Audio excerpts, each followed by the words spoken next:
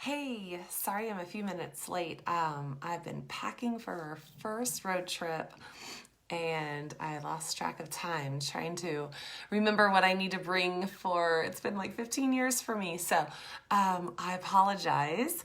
But I hope you guys had a chance to watch the video on YouTube about bridging the gap with your pitching coaches and head coach. I think it's ultra important and something that if you haven't watched, I would definitely jump on over and see how you can better the situation, right? Some head coaches are wonderful and they are all about getting to know you as a pitcher and wanting the best for you and the team and putting in that extra time. It is extra time and it's hard. And so if not, then the pitchers and parents, like you might just have a little bit more work to do to help pitching coaches who are busy as well and just kind of connect things. So if you haven't watched that, I would highly suggest it because the value it can bring you is so much, so much. We can't go weekend to weekend and game to game and not our head coach who's calling pitches not really know what we've been working on and what we want to try. And you know, if I'm trying to get my rise ball game ready and my pitching coach says it's game ready, well, in a game, I might get a little nervous with it. And if our head coach gives up on it for the first tournament because it didn't work or it got hit or it was just way too high, then they're not going to continue to call it. But if they understand that we're learning and like to give it a chance and whatever, then they're going to be a little bit more forgiving and give you some grace and continue to call it so you can learn, right?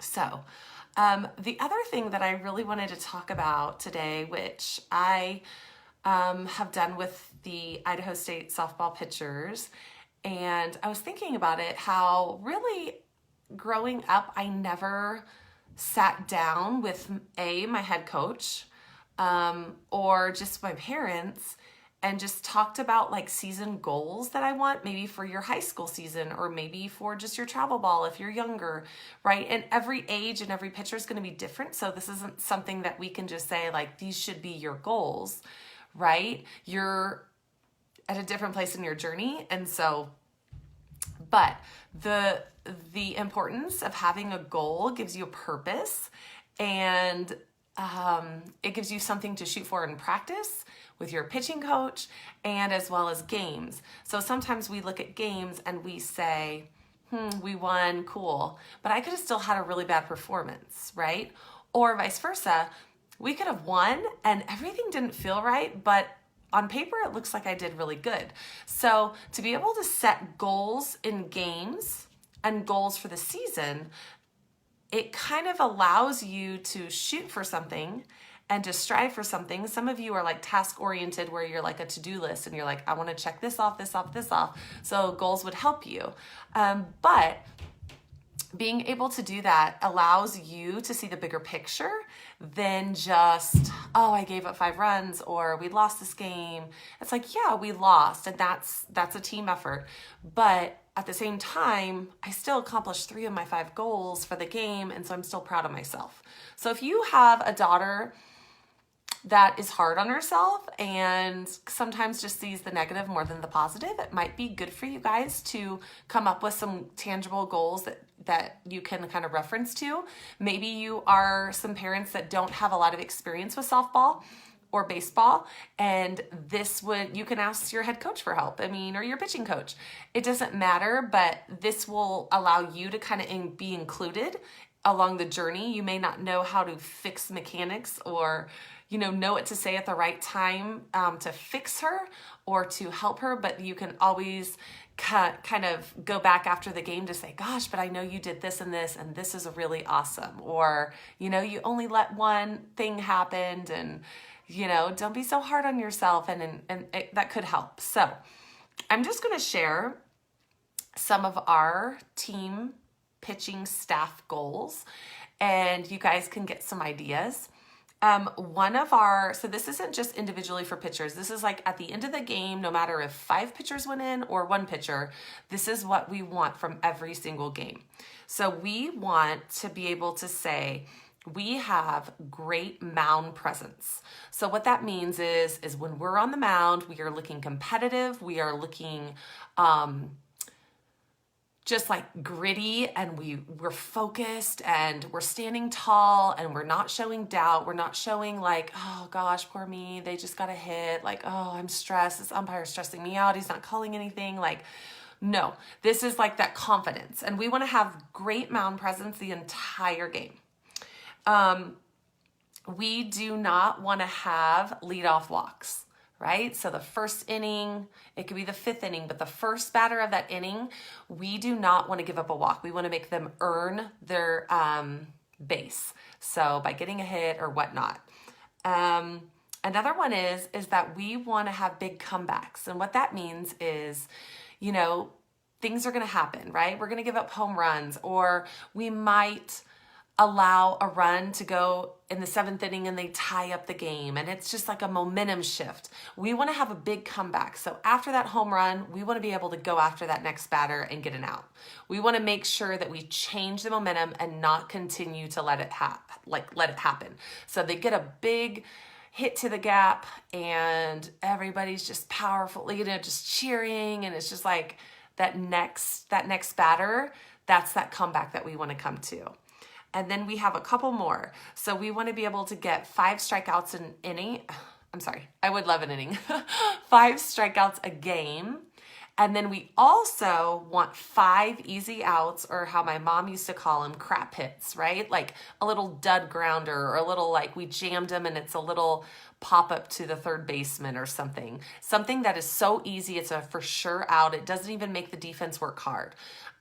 So if we can get 5 strikeouts and 5 easy outs or crap hits, that's like hopefully close to half of the batters. That's like 10 easy outs that we help keep our team into every game, right? We're going to make the other team have to get 2-3 hits an inning to score a run, versus being able to just like kind of go at them. And so if we can get 10 strikeouts, crap hits a game, that's sometimes 2 an inning. So we're going to have some quicker innings, and we're going to be able to take the bat out of some of the hands to keep our defense looking sharp. So those are just some of the goals that we have, and every team and staff probably out there in college, like they talk about it, and because it's important. And I looked back and I'm like, I never thought of anything. I just try to go out there and do my best. But what is my best? Like, what does that mean? How do I know when I did good? Why do I walk away and I don't feel good, but we won, right? So being able to have these tangible goals is going to help some pitchers. And I think it's also a great thing for head coaches to lead, because sometimes in travel ball, everybody's kind of fighting for themselves, right? And we don't have this like team feel, because everybody wants to be able to go to college and get recruited, and they're all out for themselves, versus becoming this staff. And then they get to college and you truly have pitching staffs, and they don't know, or they don't know what that feels like, because they've grown up almost pitching just for themselves.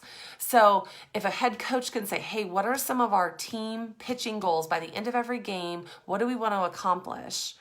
Right? That's something that gets everybody on board, and we're on the same team, and it's that us versus them, not me versus you. And we can kind of create a better team culture and atmosphere amongst the pitching staffs. So lots of good that can come from just sitting down it literally took us maybe 4 or 5 minutes to come up with some goals that were important to them. And so, yeah. I would encourage, if you are a coach, I would encourage if you're a parent to maybe give that idea to the coach, or just ask them to join the weekly dose so they can kind of hear it themselves. But I am really excited to start our season. We play our first game on Thursday. And so the pitchers have worked really, really hard, And like one of them said, like, we are so ready physically, mentally. We are just in a good place right now. And that's how you should be going into seasons, right? And then you kind of handle adversity and all the different feels that come.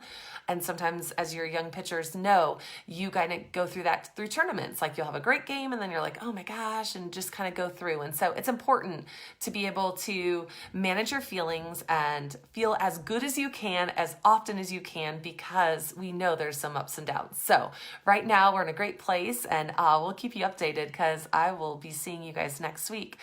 Make sure that you guys let us know if you have any questions, because I really want to help and answer anything that I can. I've been there, I've done it, and I want to be able to give knowledge and input and advice to you guys. So anytime you have something that could be the silliest thing, ask, because there's so much more to pitching, and this is the stuff that matters, right? The stuff that they feel, the stuff that they have to grow from. So let me know and message me any of your team goals or goals that your daughter might come up with. I would love to be able to look at them and see what they're thinking, and maybe give you some ideas for some if you're stuck on a couple or whatnot. Everybody wants like low ERAs and all that, but that's the game. You can't fully control that. You can control certain parts, but more than just stats, more than just, well, a lot of younger pitchers, right? They want to throw a certain percentage of strikes versus balls and things like that. But remember, I would have a lot of my pitching lessons come to practice and say, oh, well, I only walked one all tournament. Remember, walks are not bad if you are in control. If you are putting that ball on the river or on the black of the corner and the umpire is not giving it to you, that is not a bad walk.